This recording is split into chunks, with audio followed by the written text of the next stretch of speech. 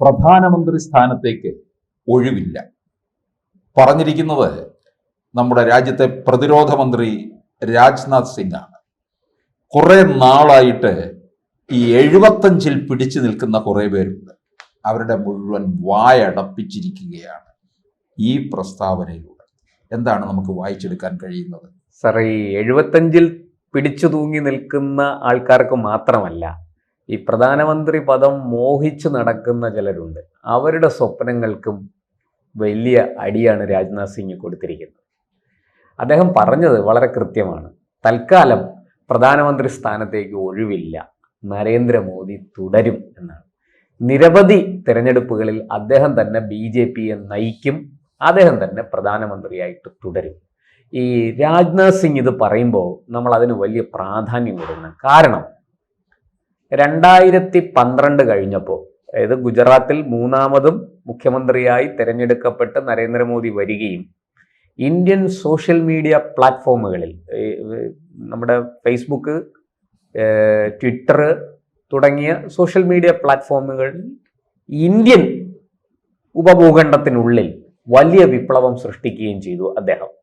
അതുമാത്രമല്ല, പല ലോകരാഷ്ട്രങ്ങളിൽ നിന്നും അദ്ദേഹത്തിന് വലിയ പിന്തുണ കിട്ടുകയും അവിടെയൊക്കെ അമേരിക്കയിൽ നിന്ന്, അതുപോലെ യൂറോപ്പിൽ നിന്ന്, ജപ്പാനിൽ നിന്നൊക്കെ ഈ സോഷ്യൽ മീഡിയകൾ ഉപയോഗിക്കുന്ന ആൾക്കാർ, പ്രത്യേകിച്ചും ട്വിറ്റർ ഉപയോഗിക്കുന്ന ആൾക്കാർ നരേന്ദ്രമോദിയെ ഫോളോ ചെയ്യാൻ തുടങ്ങി.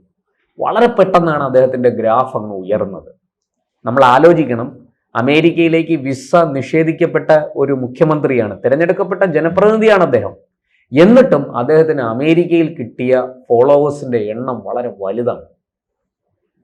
അന്ന് അത് വലിയ ചർച്ചയാവുകയൊക്കെ ചെയ്തതാണ്. അങ്ങനെ 2013 പ്രവേശിക്കുമ്പോൾ തന്നെ നരേന്ദ്രമോദി ഇന്ത്യയുടെ പ്രധാനമന്ത്രി ആകണം, BJPയുടെ പ്രധാനമന്ത്രി സ്ഥാനാർത്ഥിയായിട്ട് നരേന്ദ്രമോദിയെ ഉയർത്തി കാണിക്കണം എന്ന് പല കോണുകളിൽ നിന്ന് ആവശ്യമുയർന്നു. 2009 തെരഞ്ഞെടുപ്പിന് മുമ്പ് തന്നെ നമ്മുടെ റിലയൻസിന്റെ പരമാധികാരിയായ മുകേഷ് അംബാനി അന്ന് ആവശ്യപ്പെട്ടു BJP നരേന്ദ്രമോദിയെ പ്രധാനമന്ത്രി സ്ഥാനാർത്ഥിയാക്കണം എന്നാവശ്യപ്പെട്ടു. അന്ന് അദ്ദേഹം കോൺഗ്രസിന്റെ MP ആയി രാജ്യസഭയിൽ വരുന്ന കാലമാണ്.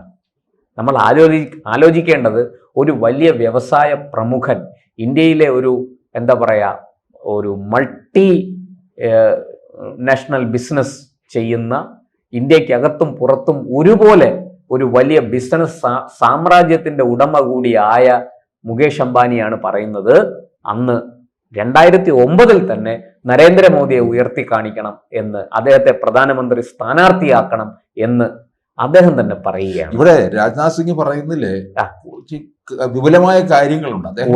അദ്ദേഹത്തിന് മോദിയുമായിട്ട് 4.5 പതിറ്റാണ്ട് കാലത്തെ ബന്ധം 1980 മുതൽ, അതായത് അടിയന്തരാവസ്ഥ കാലം തൊട്ട് തന്നെ നരേന്ദ്രമോദി ഡൽഹി കേന്ദ്രീകരിച്ച് പ്രവർത്തിക്കുകയാണ്.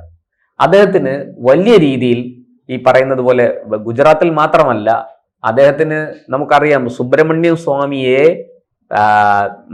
ഒരു ആൾമാറാട്ടത്തിലൂടെ ഈ അടിയന്തരാവസ്ഥ കാലത്ത് ഇന്ത്യയുടെ പാർലമെന്റിൽ പ്രസംഗിക്കാൻ എത്തിക്കുകയും അവിടുന്ന് അദ്ദേഹത്തെ സുരക്ഷിതമായിട്ട് മടക്കിക്കൊണ്ടുപോവുകയും ചെയ്തു. പോലീസിന്റെ കണ്ണു വെട്ടിച്ച് മടക്കിക്കൊണ്ടുപോവുകയും ചെയ്ത ആള് നരേന്ദ്രമോദിയാണ്. ഒരു സർദാർജിയുടെ വേഷത്തിലാണ് നരേന്ദ്രമോദി അവിടെ എത്തിയത്. അദ്ദേഹത്തെ റെയിൽവേ സ്റ്റേഷനിൽ നിന്ന്, എയർപോർട്ടിൽ നിന്ന് അദ്ദേഹത്തെ സ്വീകരിച്ച് കൊണ്ടുപോവുകയും ചെയ്തത് നരേന്ദ്രമോദിയാണ്. ചോദിക്കുന്നുണ്ട്, താങ്കളുടെ പേരെന്താണ് എന്ന് ഇത് അദ്ദേഹം പരസ്യമായിട്ട് പറഞ്ഞതാണ്, സുബ്രഹ്മണ്യ സ്വാമി. അന്ന് അദ്ദേഹം മറുപടി പറഞ്ഞു, നരേന്ദ്രമോദി, നരേന്ദ്ര ദാമോദർ ദാസ് മോദി എന്ന്. അപ്പോൾ അങ്ങനെയൊക്കെയുള്ള ഒരാളാണ് നരേന്ദ്രമോദി. ഞാൻ തിരിച്ചു വരാം. അങ്ങനെ 2012 കഴിഞ്ഞപ്പോൾ നരേന്ദ്രമോദിയുടെ പേര് ആദ്യം പ്രധാനമന്ത്രി സ്ഥാനത്തേക്ക് പറയുന്നത് വിശ്വ ഹിന്ദു പരിഷത്തിന്റെ അന്നത്തെ അഖില ഭാരതീയ പ്രസിഡന്റ് നമ്മുടെ അശോക് സിംഗാളാണ് ആദ്യമായിട്ട്. അത് തിരുവനന്തപുരത്ത് വെച്ചാണ് അദ്ദേഹം ആവശ്യപ്പെടുന്നത്. 2012 അവസാനം, എനിക്ക് തോന്നുന്നു 2013 ആദ്യം അദ്ദേഹം അത് ആവശ്യപ്പെടുകയാണ്. ഞാനത് നേരിട്ട് കേട്ടതാണ്. അന്ന് അദ്ദേഹം തിരുവനന്തപുരത്ത് കേസരിയിൽ നടത്തിയ പത്രസമ്മേളനത്തിലാണ് അദ്ദേഹം അത് ആവശ്യപ്പെടുന്നത്. തുടർന്ന് രാജ്നാഥ് സിംഗ് ആണ് രാജ്നാഥ് സിംഗ് BJPയുടെ ദേശീയ അധ്യക്ഷനായിരുന്ന ആളാണ്. അദ്ദേഹം മാറിയിട്ട് പിന്നീട് ഗഡ്കരി വന്നു. ഗഡ്കരിയുടെ കാലത്ത് ഈ RSSുമായിട്ട് ഈ കാര്യം വിശദമായി സംസാരിക്കുന്നത്, ചർച്ച ചെയ്യുന്നത് രാജ്നാഥ് സിംഗാണ്. അന്ന് രാജ്നാഥ് സിംഗ് പറഞ്ഞു, നരേന്ദ്രമോദിയെ ഉയർത്തി കാണിക്കണം, അദ്ദേഹത്തിന് ഇന്ത്യൻ യുവാക്കളിൽ വലിയ സ്വാധീനമുണ്ട്, പ്രത്യേകിച്ചും സോഷ്യൽ മീഡിയ ഒരു വലിയ തരംഗമായി മാറി, സോഷ്യൽ മീഡിയയിലൂടെ ഒരു വലിയ തരംഗമായി നരേന്ദ്രമോദി മാറിയിരിക്കുകയാണ് എന്ന് പറഞ്ഞത് രാജ്നാഥ് സിംഗാണ്. ഇദ്ദേഹം ഇവിടെ മാത്രമല്ല നിൽക്കുന്നത്. ഇപ്പം രാജ്നാഥ് സിംഗ് തന്നെ പറയുന്നുണ്ട്, ലോകത്ത് എന്ത് നടന്നാലും ആദ്യം ചോദിക്കുന്നത് നരേന്ദ്രമോദി എന്ത് പറയുന്നു. നരേന്ദ്രമോദിയുടെ ജന്മദിനത്തില് ഇത്രയധികം ലോക നേതാക്കൾ മോദിയെ ആശംസ മോദിക്ക് അത് കിട്ടിയിട്ടുള്ളൂ എന്നാണ് പറയുന്നത്. അത് മാത്രമല്ല സാർ, ലോകത്ത് ചെറിയ രാഷ്ട്രങ്ങളിലടക്കം, വലിയ രാഷ്ട്രങ്ങളിലടക്കം, ഇപ്പൊ അമേരിക്കയൊക്കെ നമ്മൾ ചെറിയ രാഷ്ട്രങ്ങളിലെ ഏറ്റവും ഉദാഹരണമാണ് ഫിജി. ഞാൻ ഓർക്കുന്നുണ്ട്, ഫിജിയുടെ പ്രധാനമന്ത്രി അടുത്ത കാലത്താണ് വന്നത്. അത് മാത്രമല്ല, യൂറോപ്പിലെ പല രാഷ്ട്രങ്ങളും ഒക്കെ ആദ്യം ഉപദേശം ചോദിക്കുന്നത് നരേന്ദ്രമോദിയോടാണ്. ഈ കാര്യത്തിൽ ഞങ്ങൾ എങ്ങനെ മുന്നോട്ട് പോകണം, എന്താണ് അങ്ങേക്ക് ഇക്കാര്യത്തിൽ ഞങ്ങൾക്ക് നൽകാനുള്ള ഉപദേശം എന്താണ്? രാജ്നാഥ് സിംഗ് പറയുന്നത് വളരെ സങ്കീർണമായ പ്രശ്നങ്ങൾ പോലും വളരെ ലളിതമാക്കി തരാൻ കഴിയും എന്ന് നരേന്ദ്രമോദിക്ക് കഴിയും. അദ്ദേഹത്തിന്റെ മിടുക്ക് അവിടെയാണ്. അതുകൊണ്ട് തന്നെയാണ് രാജ്നാഥ് സിംഗ് 2013 അദ്ദേഹത്തെ പ്രധാനമന്ത്രി സ്ഥാനത്തേക്ക് ഉയർത്തി കാണിക്കണം എന്ന് ആവശ്യപ്പെട്ട് സംഘപരിവാറിന്റെ മുന്നിൽ അദ്ദേഹം എത്തിയത്. അതുകൊണ്ടാണ് എനിക്ക് തോന്നുന്നു 2029 2029 മാത്രമല്ല സാർ, 2034 നരേന്ദ്രമോദി തന്നെയായിരിക്കും ഒരു പക്ഷേ ഇന്ത്യയുടെ പ്രധാനമന്ത്രി സ്ഥാനത്ത്. അദ്ദേഹത്തിന് അപ്പോ ഏതാണ്ട് 85 വയസ്സാവും. ഇപ്പൊ 75. പക്ഷെ അദ്ദേഹത്തിന്റെ ഇപ്പോഴത്തെ ആരോഗ്യം വെച്ച് നോക്കിയാൽ അദ്ദേഹത്തിന് ഒരു കുഴപ്പവും ഇല്ലാതെ ഈ 85ാമത്തെ വയസ്സിലും ഇന്ത്യയെ നയിക്കാൻ, ലോകത്തെ നയിക്കാൻ, ഇന്ത്യയെ നയിക്കാനെന്ന് ഞാൻ കുറച്ച് കാണുന്നില്ല, അത്രയ്ക്ക് അങ്ങോട്ട് കുറയ്ക്കുന്നില്ല, മറിച്ച് ലോകത്തെ തന്നെ നയിക്കാൻ ഒരു പക്ഷേ അന്ന് നരേന്ദ്രമോദിക്ക് കരുത്തുണ്ടാകും. അദ്ദേഹത്തിന്റെ ആരോഗ്യത്തിന് ഒരു കുഴപ്പവും ഉണ്ടാകില്ല എന്ന് തന്നെ പറയേണ്ടിയിരിക്കുന്നു. രാജ്നാഥ് സിംഗ് ഇത് പറയുമ്പോൾ 2013 അദ്ദേഹം ദീർഘവീക്ഷണത്തോടുകൂടി RSSന്റെ മുന്നിൽ വെച്ച പേരാണ് നരേന്ദ്രമോദി. അത് രാജ്നാഥ് സിംഗിനെ പോലൊരു വളരെ സീനിയർ നേതാവ്, അദ്ദേഹം പ്രചാരകനൊക്കെ ആയിരുന്ന ആളാണ് RSSനുള്ളിൽ. മാത്രമല്ല UPയിൽ അദ്ദേഹത്തിന് വലിയ സ്വാധീനമുണ്ട്. അതുകൊണ്ട് തന്നെ ആ രാജ്നാഥ് സിംഗ് പറഞ്ഞ ആ പേര് RSS അംഗീകരിച്ചു. അവരുടെ മുന്നിൽ രണ്ടാമതൊരു ഓപ്ഷൻ ഇല്ലായിരുന്നു. അവർ രണ്ടാമതൊരു ചിന്ത, നിതിൻ ഗഡ്കരി തുടങ്ങിയ പല പേരുകളും അന്ന് ചർച്ചയിലുണ്ടായിരുന്നെങ്കിലും രാജ്നാഥ് സിംഗ് ഈ ആവശ്യം ഉന്നയിച്ചു കഴിഞ്ഞപ്പോൾ RSS അത് പരിപൂർണമായിട്ടും അംഗീകരിച്ചു. അവർക്കും രണ്ടാമതൊരു ഓപ്ഷൻ ഇല്ല. നരേന്ദ്രമോദി പാർലമെന്ററി പാർട്ടി ലീഡറായി BJPയുടെ ലോക്സഭാ തെരഞ്ഞെടുപ്പിനെ നേരിടാൻ 2014 നേരിടാനുള്ള BJPയുടെ പാർലമെന്ററി പാർട്ടി ലീഡറായിട്ട്, ചെയർമാനായിട്ട് നരേന്ദ്രമോദി വരികയാണ്. അങ്ങനെ അഹമ്മദാബാദിൽ നിന്ന് അദ്ദേഹത്തെ നേരെ ഡൽഹിയിലേക്ക് RSSന്റെ നേതൃത്വത്തിൽ രാജ്നാഥ് സിംഗ് പറിച്ചു നട്ടു എന്ന് പറയുന്നതായിരിക്കും കൂടുതൽ ശരി. അല്ല, ഇതിനകത്ത് ഇപ്പൊ ഈ 75 എത്താൻ വേണ്ടി കാത്തിരുന്നെന്ന് പറയുന്നത് നമുക്കറിയാം. അരവിന്ദ് കേജ്രിവാൾ ജയിലിൽ നിന്ന് ഇറങ്ങിയപ്പോഴാണ് ഇത് ഒന്ന് വെടിപൊട്ടിച്ചു നോക്കിയത്. അരവിന്ദ് കേജ്രിവാളിന് ഇതിനകത്ത് ആരാ ഇതിൽ ഇടപെടാൻ? കേജ്രിവാളിന് ഇടപെടേണ്ട കാര്യമില്ല.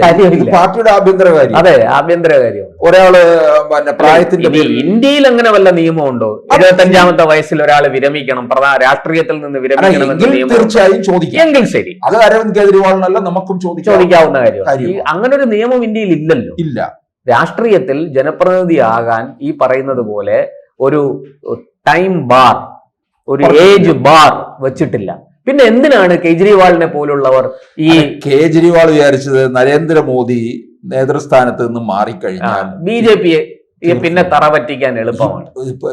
നരേന്ദ്രമോദിക്ക് ശേഷവും എപ്പോഴും RSSകാർ അങ്ങനെയാണല്ലോ, സെക്കൻഡ് നിര വാർത്ത നിർത്തിയിട്ടുണ്ട്. അത് കേജ്രിവാളിന് അറിഞ്ഞുകൂടാ RSSനെ കുറിച്ച്. അതുകൊണ്ടാ. അല്ല, എപ്പോഴും ഏത് രംഗത്തായാൽ പോലും, അത് രാഷ്ട്രീയമായാലും മറ്റ് സംഘടനാ പ്രവർത്തനങ്ങളായാലും എല്ലായിടത്തും സെക്കൻഡ് നിര വളരെ കൃത്യമാണ്. സർക്കാർ തലത്തിൽ നിന്ന് തന്നെ ഓരോ വർഷവും റിട്ടയർമെന്റ് ഇല്ല, അടുത്ത നിരയിലേ കയറുന്നത്. അതെ, ഇതുപോലെയാണ്. RSSന് അക്കാര്യത്തിലൊന്നും ഒരു സംശയവുമില്ല. അവർ അത് വളരെ കൃത്യമായിട്ട് ചെയ്തിട്ടുണ്ട്. പിന്നെ RSSന്റെ ജോലി രാഷ്ട്രീയമല്ല. അവർ രാഷ്ട്രീയത്തിൽ അഭിപ്രായങ്ങൾ പറയാറുണ്ട്, അല്ലാതെ രാഷ്ട്രീയത്തിൽ ഇടപെടാറില്ല. ദൈനംദിന രാഷ്ട്രീയത്തിൽ അവർ ഒരു ഇടപെടലും നടത്തുന്നില്ല. BJP നിയന്ത്രിക്കാൻ അവർ പോയിട്ടില്ല. BJPയുടെ വഴിക്ക് മുന്നോട്ട് പോകുന്നു. നിർണായക ഘട്ടത്തിൽ ഉപദേശം കൊടുക്കാനോ അഭിപ്രായം പറയാനോ ഒക്കെ RSS തയ്യാറാകും. അത് മറ്റൊരു വിഷയം. പക്ഷേ RSSന്റെ ജോലി ഈ പറഞ്ഞതുപോലെ 75 വയസ്സായോ അല്ലയോ എന്ന് നോക്കിയിരിക്കലല്ല. അവർക്കതല്ല അവരുടെ പണി.